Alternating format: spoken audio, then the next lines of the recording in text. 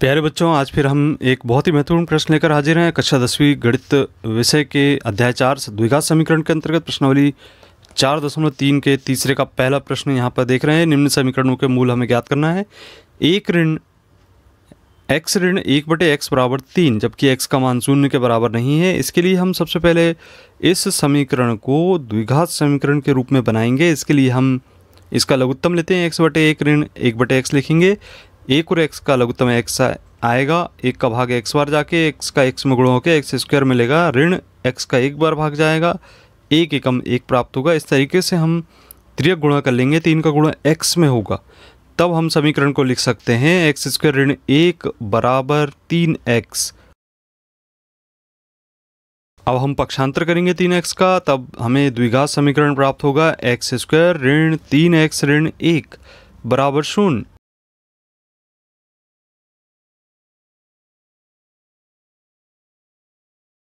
द्विघात समीकरण ax² धन bx धन c बराबर 0 से तुलना करने पर यहाँ पर हमें a का मान प्राप्त होगा 1, b का मान ऋण 3 तथा c का मान ऋण 1 प्राप्त होगा। सबसे पहले हम चेक करेंगे कि इस द्विघात समीकरण का अस्तित्व है अथवा नहीं। तो इसके लिए हम b की घात 2 ऋण 4ac में a b c का मान रखेंगे और देखेंगे कि अस्तित्व है अथवा नहीं। तो यहाँ पर b का मान ऋण 3 की घात 2 ऋण 4 गुणित a का मान 1 और c का मान ऋण 1 रखने पर ऋण 3 की घात 2 अर्थात 9 और यहाँ ऋण में ऋण का गुणा होकर धन 4 प्राप्त होगा। 9 और 4 को जोड़ने पर यहाँ 13 प्राप्त होगा, जो कि 0 से अधिक है। एक धनात्मक संख्या के रूप में प्राप्त हो रहा है, अतः हम कहेंगे कि ये वास्तविक संख्या है और ये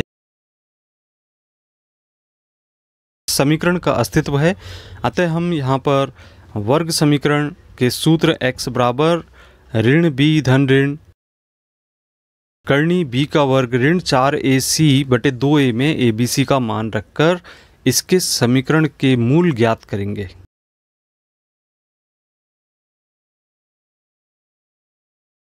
तो b का मान यहाँ पर ऋण 3 रखने पर ऋण 3 की घात 2 होगा करनी में और ऋण 4 गुणित a का मान 1 और c का मान ऋण 1 रखेंगे बटे 2 गुणित 1 लिखेंगे। सरल करने पर हमें प्राप्त होगा, यहाँ ऋण में ऋण का गुणा होने पर धन 3 प्राप्त होगा। धन ऋण 3 का वर्ग अर्थात 9 प्राप्त होगा और ऋण 4 गुणित 1 गुणित ऋण 1 का गुणा करेंगे आपस में, तो हमें यहाँ पर धन 4 प्राप्त होगा बटे 2 लिखेंगे। अब दी 3 धन ऋण 9 और 4 13 प्राप्त होगा बटे 2 लिखेंगे। यहाँ पर धन चिन्ह लेने पर x का मान 3 धन करनी 13 बटे 2 प्राप्त होगा, पहला मूल होगा। और ऋण चिन्ह लेने पर x बराबर 3 ऋण करनी 13 बटे 2 प्राप्त होगा, जो कि इस द्विघात समीकरण का दूसरा मूल होगा।